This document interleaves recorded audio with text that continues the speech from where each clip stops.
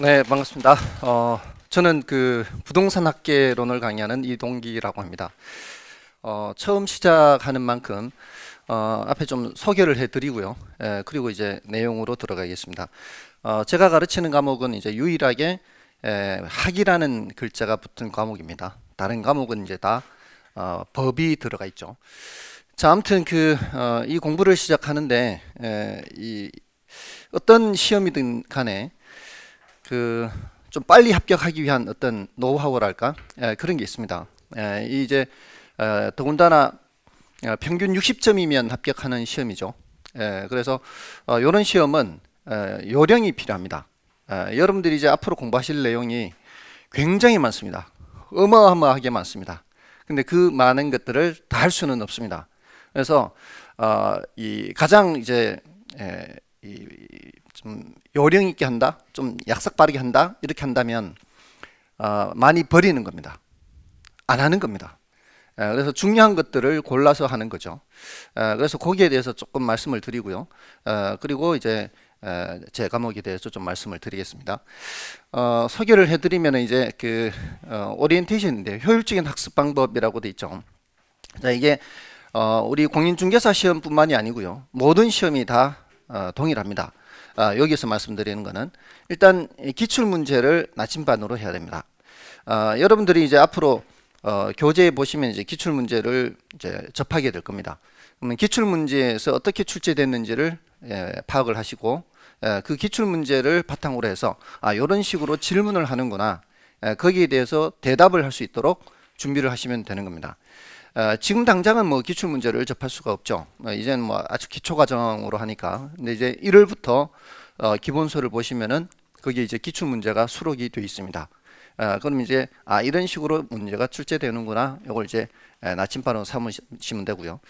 그리고 이제 선생님들이 수업 시간에 이제 다 말씀을 드립니다. 이거 중요하다, 덜 중요하다 이렇게 이제 말씀을 드리면 그걸 꼭 표시를 해 놓으셔야 되죠. 수업을 들으실 때 그 표시가 돼 있어야 됩니다. 다른 건 몰라도 졸다가도 그거는 표시를 해놔야 돼요. 그래서 중요하다, 덜 중요하다. 왜냐하면은 우리 기본서라는 것은 지난 10년 아니면 한 20년 가까이 출제된 것들을 다 수록하고 있습니다. 내용이.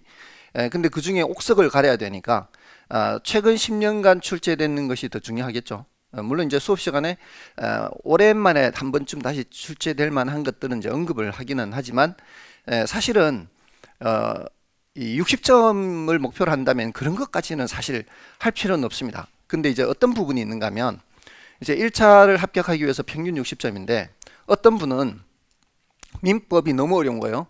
개론이 너무 쉬운 거예요. 그런 분들 입장에서는 민법 40점 받고 여기 80점 받고 이런 전략이 필요할 수도 있지 않습니까? 그래서 강의하는 입장에서는 80점 수준은 강의를 합니다. 80점 넘는 수준으로 하죠. 그러니까 100점 만점인데 100점 수준으로 강의하지는 않습니다. 한 8, 90점 수준으로는 강의를 합니다. 근데 그거를 받아들이는 여러분이 그걸 나름대로 이제 판단을 하셔야 돼요. 그러니까 여기 가르치는 사람은 지금 수업 듣는 사람이 이 과목을 잘하는 사람인지 못하는 사람인지를 알 수가 없는 거죠. 그러니까 그건 여러분들이 받아들이는 거지 않습니까? 그러니까 여러분들이 만약에 제가 가르치는 부동산학이 너무 어렵다 그러면 이제 민법에서도 많이 받아야 되겠죠. 그럼 민법 교수님도 당연히 80점 넘게는 수업을 한단 말이에요. 그럼 이제 그쪽에서 조금 더 지엽적인 것을 더 하는 거죠. 그러면 이제 이쪽에서 40점만 목표로 한다면은 거의 다 버려도 되는 거예요. 거의 다. 40점이면은 어느 정도 수준이죠? 40점은 이제 40문제의 40%예요. 40문제의 40%면은 16문제예요. 446, 16문제가 40점이거든요. 16문제를 맞추면 40점이 되는 거예요. 그 정도의 점수라면은 내가 알고 푸는 게 몇 개 정도면 될 것 같아요. 알고 푸는 게 한 10개면 돼요. 알고 푸는 게 10개. 왜냐하면 나머지 30개 중에 찍어도 6개는 나옵니다. 이 통계적으로. 그리고 해마다 이제 올해도 마찬가지 이 시험지를 받아보면 이제 지지난 2주 전이었죠. 보면 1주 전이었나? 원래는 금방 시작이 돼서 그 문제를 이제 채점을 하지 않습니까? 저 정답을 표시를 하면은 1번 몇 개, 2번 몇 개 이걸 늘 셉니다. 세는데 거의 해마다 다 8개, 8개, 8개예요. 1번 8개, 2번 8개, 3번 8개. 예, 그러니까 자신 없으면 그냥 같은 번호로 쭉 찍는 것이 속 편합니다. 그러면 통계적으로 딱 거의 통계적으로 그렇습니다. 그 정도로 나옵니다. 그리고 저도 늘 모의고사를 출제할 때 모의고사 문제를 이제 다 출제를 한 후에 1, 2, 3, 4, 5, 6 그 개수를 세요. 세서 8개씩 맞춥니다. 1번 8개, 2번 8개 이렇게. 그렇게 해서 맞추는데 아무튼 통계적으로는 그렇게 나오니까 그렇게 하시면 돼요. 그러니까 실력이 한 30점 실력이면은 40점을 훌쩍 넘을 수 있는 거죠. 그러니까 그리고 실력이 50점 실력이면 60점이 나옵니다. 50점 실력이면 20개를 맞춘다는 거지 않습니까? 그럼 나머지 20개 중에 찍으면 4개가 나와요. 그래서 50점 실력이면 60점이 돼요. 근데 50점 실력인 사람이 60점을 합격하는 경우가 있고요. 60점 실력인 사람이 합격 못하는 경우가 있어요. 그 이유는 뭔가 하면은 뒤에 쉬운 문제를 못 푸는 거죠. 내가 풀 수 있는 문제를 못 푸는 거예요. 그러니까 40문제 중에 내가 풀 수 있는 문제가 있고 풀 수 없는 문제가 있을 거 아닙니까? 근데 그것이 어떤 건지를 알아야 될 거 아니에요. 그러려면은 이제 문제를 풀어나가면서 자신이 없는 문제를 빨리 지나가 버려야 돼요. 패스하고 지나가야 뒤에 쉬운 문제를 풀 수 있는 시간적인 여유가 있는 거죠. 근데 못 푸는 사람들은 앞에서 시간을 너무 허비한 거예요. 자신이 없는 문제에 시간을 너무 많이 뺏기면 뒤에 자신이 풀 수 있는 문제도 못 풀게 되는 거죠. 그런 거를 이제 하지 말아야 되는 거죠. 자, 아무튼 제가 말씀드리는 거는 버려야 된다는 거. 그리고 문제를 풀 때도 자신이 없는 건 빨리 지나가 가야 된다는 거죠. 그래서 이 중요한 것을 골라서 이제 먼저 공부하고 많이 버려라. 근데 이 나침반이 바로 기출문제인 거예요. 기출문제에서 다루었던 거는 기본수에 보더라도 좀 보고, 기출문제에 안 나왔지 않습니까? 그러면 기본수를 보더라도 버리는 거죠. 자, 그거는 이제 차츰 1월달 이제 가서 그렇게 하시면 되고요. 지금은 이런 공부를 하는 이제 습관을 이렇게 따라오는 정도로 하시면 되겠습니다. 아마 고등학교나 대학교 졸업한 이후에 오랫동안 이렇게 교육이라는 걸 받아보신 적 있습니까? 직장 생활을 하거나 뭐 이렇게 할 수 있어도 이렇게 공부한 적이 별로 없죠. 어쩌면은 드라마 볼 때 빼고는 50분 이상 앉아 본 적이 없는 거죠. 그러니까 앉아 있는 습관을 들이는 것이 그만큼 이제 중요하다고 볼 수 있습니다. 근데 이제 요런 요런 내용을 좀 알고 이제 시작하시라는 거죠. 그다음에 좀 전에 말씀드렸지만 80% 분량 정도만 하는 겁니다. 그래서 처음엔 이게 안 될 수 있습니다. 처음에 이게 안 돼서 어떤 사람들은 다 하려고 하기도 하고요. 어떤 사람은 다 버릴 수도 있습니다. 그러니까 이 80% 분량을 하라는 거는 두 가지예요. 하나는 나한테 어려운 거.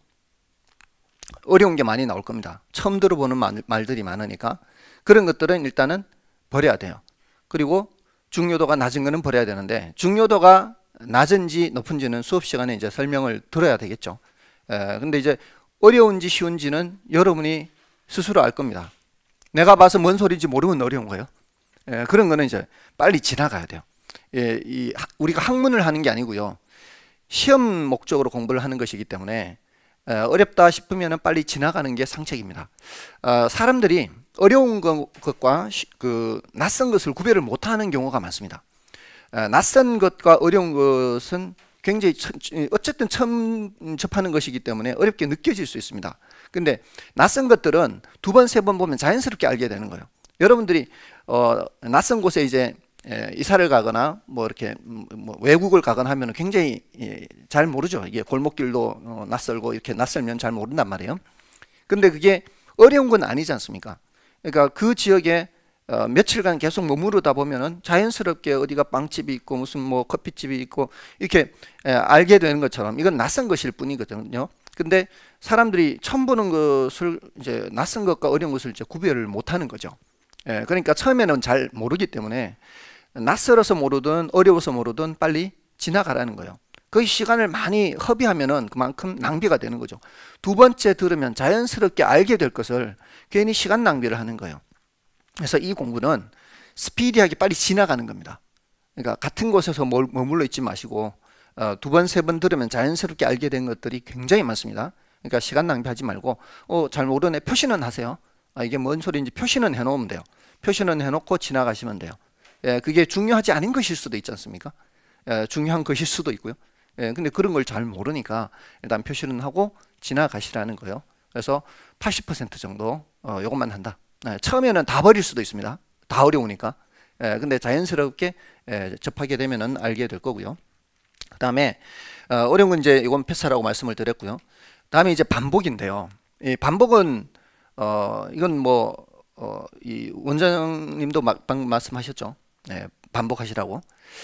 근데 이제 반복하는 거를 사람들이 의외로 잘 많이 안 하는 것 같아요. 여러분들이 혹시 아시는지 모르겠지만 고승덕 변호사 아세요? 고승덕이라는 사람. 그 사람은 사법시험도 합격했고 무슨 회계사도 합격했고 시험을 많이 합격했지 않습니까? 근데 그 사람은 자신이 공부하는 그 책 교재를 사면은 어떤 책도 10번 밑으로 본 적이 없대요. 어떤 책도. 시험을 칠 때는 늘 최소 10번 이상은 같은 책을 보고 공부를 했다고 합니다.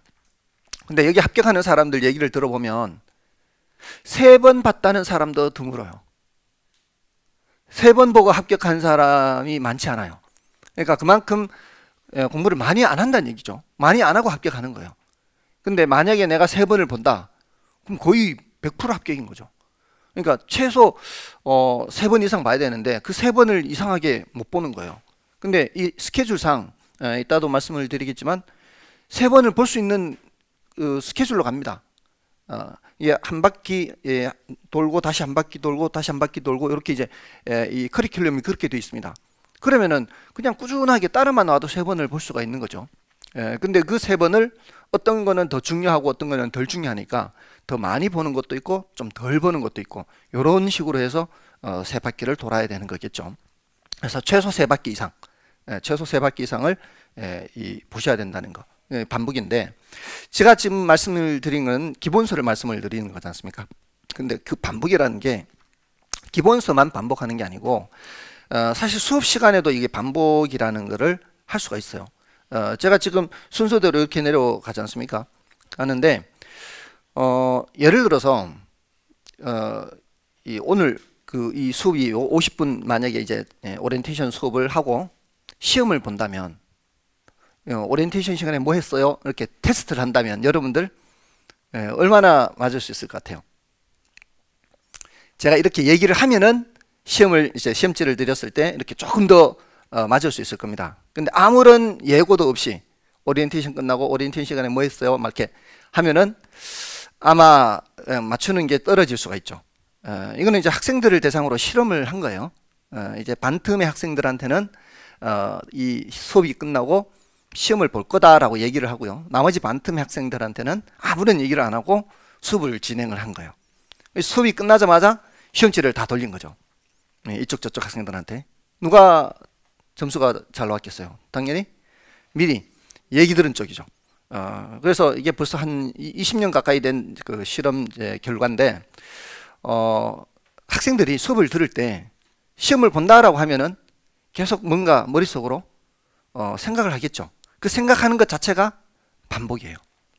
그래서 수업 시간에 이미 반복을 할 수가 있다는 거죠. 근데 수업 시간에 집중을 안 하게 되면 당연히 모르게 되겠죠. 그래서 수업 시간에 노트하는 것보다도 그냥 수업 듣는 게 중요한 거예요. 여러분들 기자들이 이렇게 기사를 쓸 때 취재원으로부터 얘기를 듣지 않습니까? 얘기를 안 듣고 노트만 해요? 얘기를 듣는 거예요? 얘기를 듣는 거죠. 그러니까 이 적는 거는 아주 간략간략하게나마 이렇게 막 잊지 않기 위해서 뭐 어떤 핵심되는 키워드 같은 이런 걸 하는지 말하는 걸 계속 다 받아 적을 수는 없죠. 그러니까 중요한 거는 듣는 겁니다. 들어서 이렇게 노트하는 거는 그는 나중인 거죠. 그러니까 혹시나 요거 중요한 거 놓칠까 싶어서 이렇게 표시하거나 뭐 이렇게 이런 정도로만 노트하는 거고요. 수업 시간에 그 내용을 듣는 게 중요한 겁니다. 그러면서 반복을 하는 거죠. 그래서 반복은 수업 시간부터 시작이 되는 거예요. 수업 시간부터. 그 다음에 쉬는 시간에 반복하는 거예요. 이번 시간에 뭐 했지? 라고. 그러니까 테스트를 하지는 않으니까 그 학생들 테스트 한 것처럼 10분 쉬는 시간 중에 한 5분 정도는 이번 시간에 뭐 했지 한번 되돌아보는 거죠. 이게 복습인 거예요. 예, 그게 가장 효과가 높습니다. 이 사람의 기억력이 오래 못 가거든요. 근데 그 시간에 들었던 걸 바로 그 자리에서 이렇게 복습을 하는 것이 가장 효과적입니다. 그리고 나서 집에 돌아가서 다시 한 번 더 보는 거죠. 이러면은 사실 공부하는 시간이 그렇게 많이 필요하지 않습니다. 이렇게만 하면은 하루에 한두 시간만 집에 가서 공부해도 굉장히 효과적입니다. 수업 시간에 그렇게 복습하고 또 반복하는 거죠. 수업 시간에. 그리고 쉬는 시간에 반복하고 집에 돌아가서 반복하는 거예요.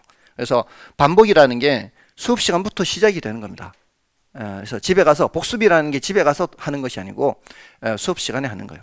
다만 너무 내용이 어려울 때는 그 반복을 할 수가 없죠. 그걸 이제 이해하는 것도 힘들기 때문에. 그래서 처음에는 그냥 따라만 논다 이렇게 생각하시면 돼요. 따라만 놓고 이번 시간에 뭐 했지 하고 그냥 몇 가지만 생각이 나면 되는 정도.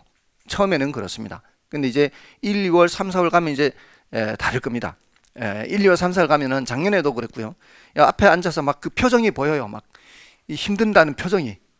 근데 1, 2월, 3, 4월 가면은 표정이 살짝 이제 풀리는 거죠. 아, 이제 좀 아는 얘기가 이제 들리기 시작하는 거죠. 그래서 여기 이제 이 커리큘럼 자체가 반복으로 되어 있습니다. 그러니까 처음에는 그런 식으로 욕심내지 말고 이렇게 이런 내용들이 있구나. 지금 여러분들이 들어보시면은 제가 가르치는 것은 이제 부동산 학이라는 학문이지만 다른 과목들은 다 법이에요. 어떻게 보면은 이제 학이 뭐 사람에 따라 하기 어렵다, 부동산 하기 어렵다는 사람도 있고 법이 어렵다는 사람도 있는데 그 용어들이 굉장히 낮습니다. 정말 이런 말들이 있을까 싶을 정도로 그런 이제 학문적인 용어들이기 때문에 처음에는 그냥 접해서 그냥 따라온다 이렇게 생각하시면 됩니다. 이제 제가 가르치는 과목은 아니지만 민법에 선의 악이 이런 말이 나와요. 선의 악이 그런 말들이 있어요. 선의 보통 선악 하면은 선자가 무슨 선자예요? 착할 선이고 악은 악할 악 뭐 이런 뜻이지 않습니까? 근데 민법에서는 선의 악이가 그런 뜻이 아니에요. 선이면 모르고 하는 걸 선이라 그래요. 악이면은 알고 하는 걸 악이라 그래요. 그러니까 완전히 뜻이 다른 거죠. 알고서 하는 걸 악이, 난 몰랐어 이렇게 하면 선이 이렇게 되는 거예요.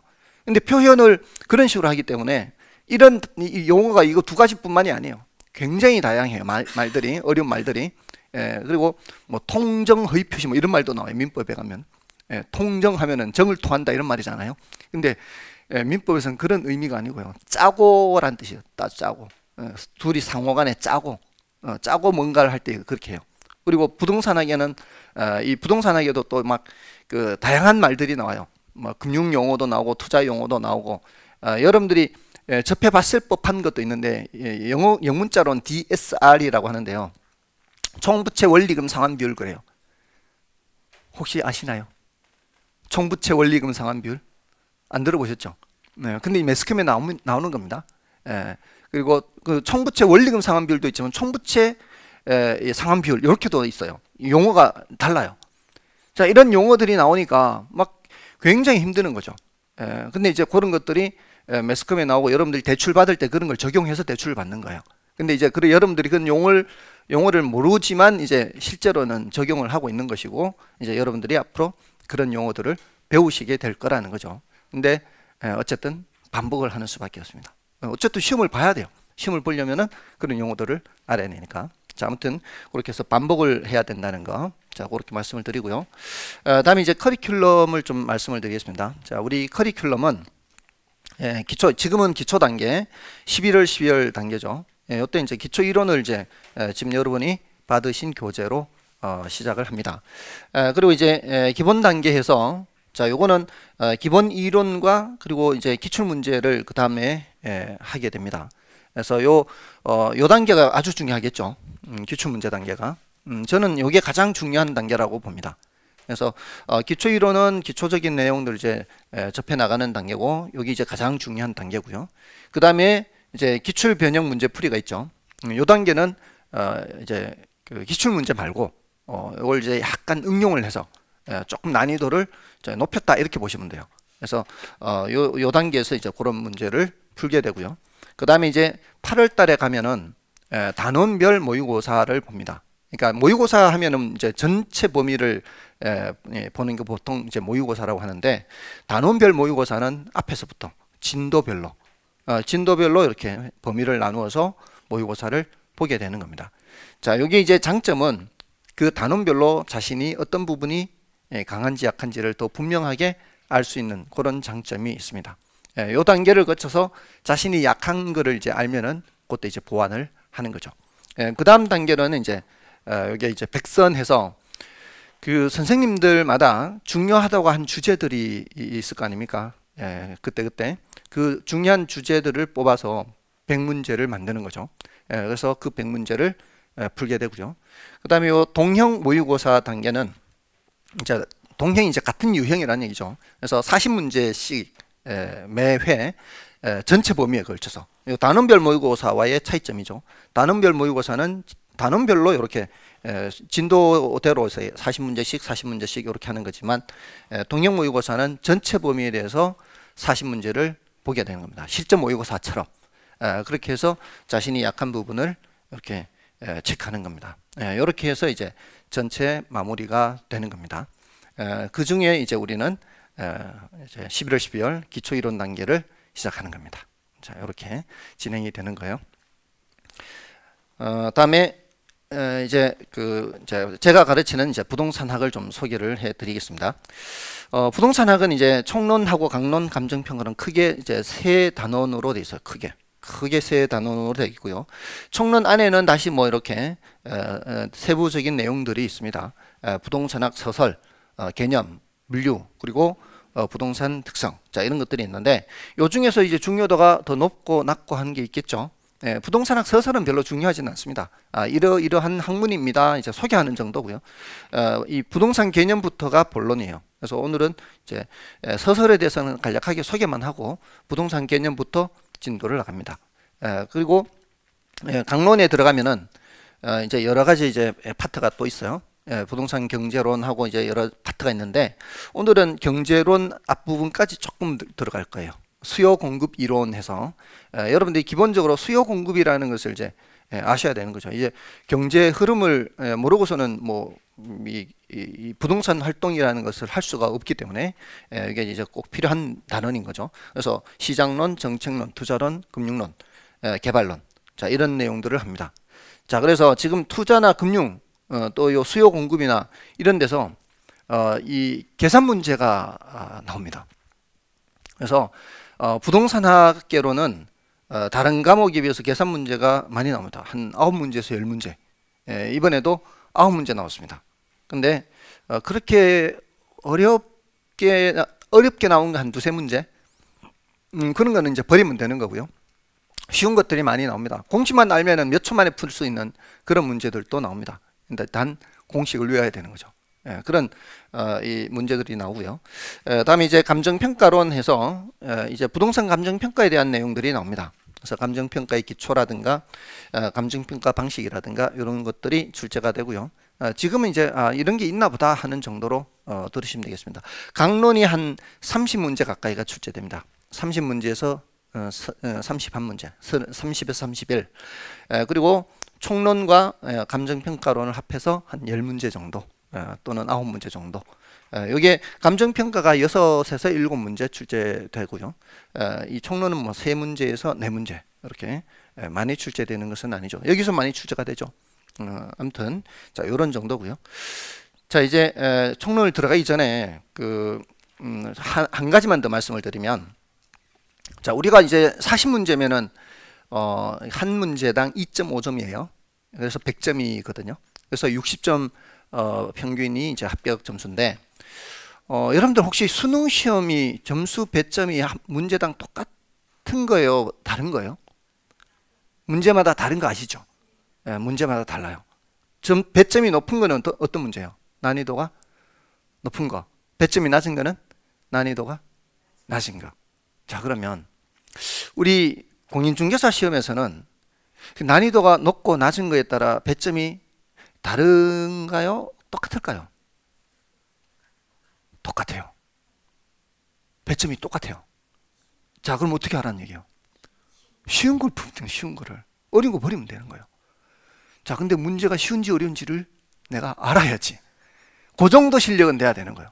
자, 거기에다가 과목별로 이 과목 저 과목 배점이 같아요, 달라요? 한 문제당 같아요. 과목마다 2.5점이 같아요.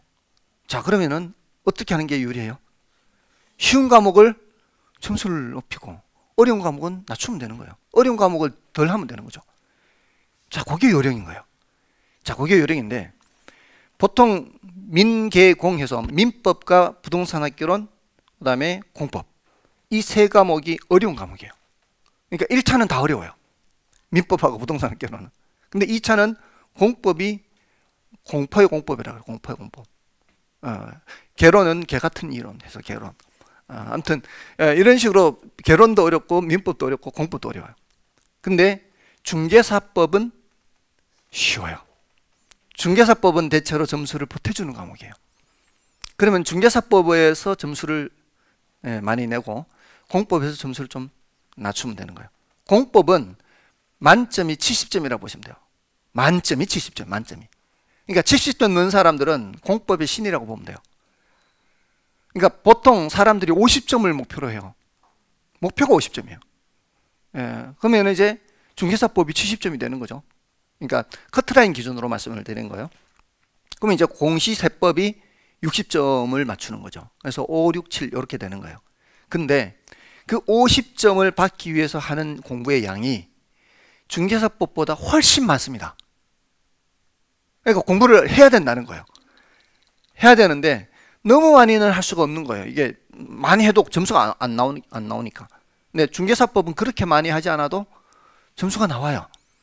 자, 그래서 이 시간 배분을 그렇게 잘 하셔야 된다는 거예요. 그게 요령인 거예요.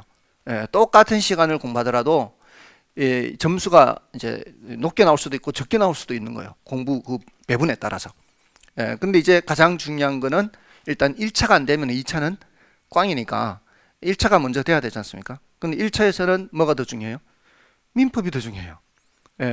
제가 강의하는 건 부동산학개론이지만 민법이 훨씬 더 중요합니다. 민법은 다른 과목에도 영향을 미칩니다. 이 중개사법에도 영향을 미치고 공시법에도 영향을 미쳐요. 원래 어떤 말씀들을 했는가 하면은 선생님들이 시험 치는 날 이제 다 모여가지고 시험지를 받아서 이제 채점을 답안을 작성하지 않습니까? 그래서 발표를 하는데 원래 2차만 공부하신 분들은 굉장히 힘들었을 것이다. 왜냐하면은 민법을 거의 다 까먹었을 테니까. 작년에 1차를 합격했으니까 이제 민법은 원래 안 했을 거 아니에요. 근데 원래 2차 과목에 민법 내용이 상당히 많이 나온 거예요. 그러니까 굉장히 불리했을 것이다 이렇게 말씀을 하시는 거예요. 그리고 한편으로는 1차와 2차를 동시에 준비를 해야 되는 이유가 있어요. 부동산학개론, 제가 강의하는 부동산학개론은 정말 개같은 이론이에요. 2차 과목에 문제가 나온 거예요. 부동산학개론에 어디에 나오는가 하면 이게 정책론에 나옵니다. 이 정책론. 정책이라는 게 별의별 게 다 있을 거 아닙니까? 부동산 정책이라는 게 투자와 관련된 정책도 있을 테고 금융과 관련된 정책도 있을 테고 별의별 정책이 다 있을 거 아닙니까? 그러니까 부동산 공법에서 다루는 그런 정책들도 출제가 되는 거예요, 여기에서. 근데 부동산학개론 시간에 강의를 하기가 어렵죠. 공법에서 따로 다루니까. 그러니까 공법에서 공부를 하는 거예요. 그러니까 공법을 공부한 사람들은 안 어려운 거예요. 근데 1차만 한 사람은 또 어려운 거죠. 그래서 1차와 2차를 같이 해서 동차로 합격하는 것이 가장 좋은 전략이다 이렇게 생각할 수가 있습니다. 그래서 그 바탕에 이제 민법이 있다. 민법이 이제 가장 중요하니까 민법을 이제 우선적으로 하고 근데 이제 시간 배분을 한다면 제가 생각하기에는 그래요. 아까 이제 원장님은 오로지 민법만 말씀하셨는데 이 시간을 배분을 한다면 한 4대 6 또는 3대 7 이 정도로 이제 민법을 조금 더 많이 하는 거죠. 그래서 이게 언제까지 가야 되는가 하면 내년 한 3, 4월까지는 이렇게 가야 돼요. 그리고 공법은 한 10%. 그러니까 민계공이 어려운 과목이니까 민계공이 학생들로 치면 국영수예요, 국영수. 이 세 과목은 단시간 내에 점수가 올라갈 수가 없어요. 그래서 요 민계공 요 세 과목은 이제 조금은 하기는 해야 되죠. 그래서 저의 비중은 예를 들어 뭐 민법이 60%라면 개론이 30%라면 공법이 10%. 그러니까 공법은 워낙에 분량이 많아요. 그리고 공부를 많이 해도 점수가 잘 안 나와요. 이 공법이란 과목은 과락이 문제가 됩니다. 원래 공법이 많이 어려웠어요. 그래서 과락인 사람들도 꽤 있어요. 40점이 안 되는 거예요. 그렇게 공부를 해도 40점이 안 나는 과목이 그런 과목이에요. 저도 합격생이거든요. 5년 전에 합격했는데 그 전에는 떨어졌어요. 그 전에 이제 공부한 시간이 이제 많지가 않아서. 근데 제가 어느 정도로 걱정했는가 하면은 야, 이 공법 과락 아니야? 뭐 이런 저도 그런 정도로. 저는 이제 법을 전공한 사람은 아니기 때문에 그쪽으로는 이제 잘 모르지만 시험을 칠 당시에는 과락을 걱정했을 정도로.